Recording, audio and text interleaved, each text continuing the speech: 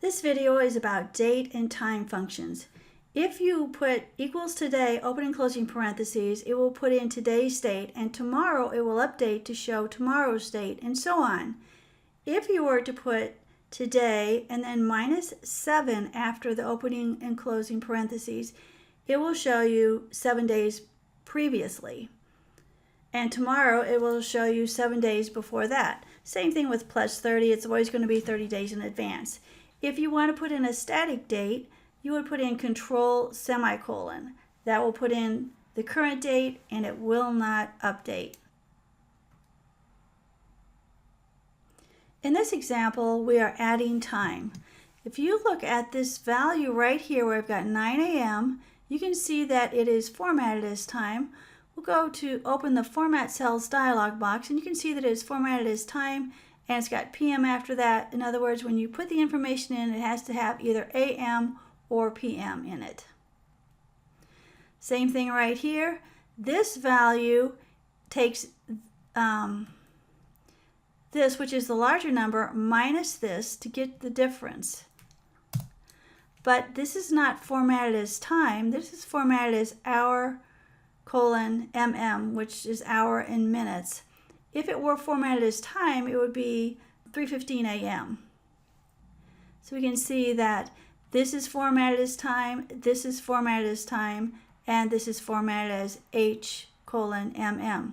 Now suppose I want to add the totals, which would be right here, and we can tell right off the bat that the total is going to be 26 hours, because you can see 5:30 right there and 5:30 right there is 11. 11 plus 15 is 26. So let's scroll over and see how it adds it up. Right here, we're using this value, and it's got some K11 to T11, as you can see, but the value it shows is only 2, and that's because there's a problem with this formatting, and the formatting will only allow you to add up to 24, because after 24 hours it starts over. The way around that is with this formatting right here, because it takes the same value as this. If you were to look right up here, it is exactly the same as this. They both add up the same, they both sum the same area. The only difference is this is formatted so that it will add more than 24 hours. So let's look at this. Open the Format Cells dialog box. You can see under Custom, it is opening bracket H, closing bracket, colon, MM. And it's right there also. And with that, you can add time. And here's a larger example of it right here.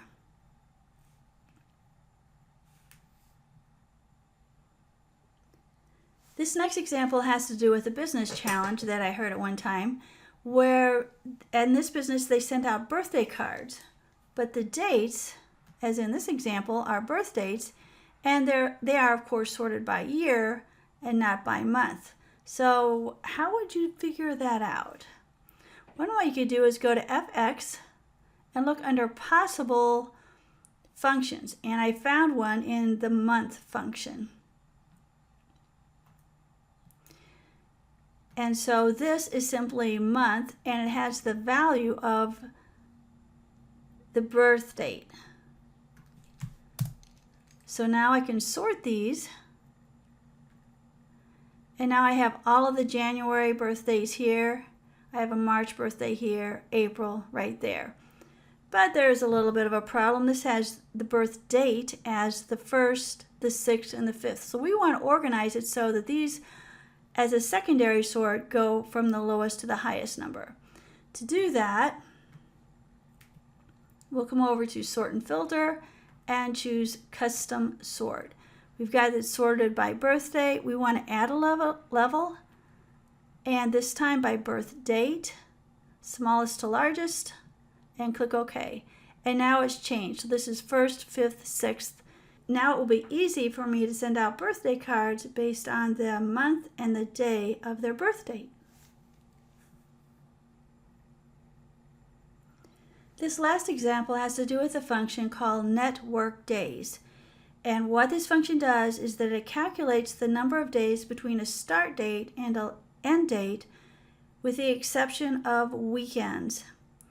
And as a third option, you can also leave out special holidays, company picnics, anything like that. So for example, on this calendar for July 2017, suppose the start date is Monday the 3rd, the end date is the 10th. How many work days do you have? We've got 1, 2, 3, and 4. Only 4 work days in here.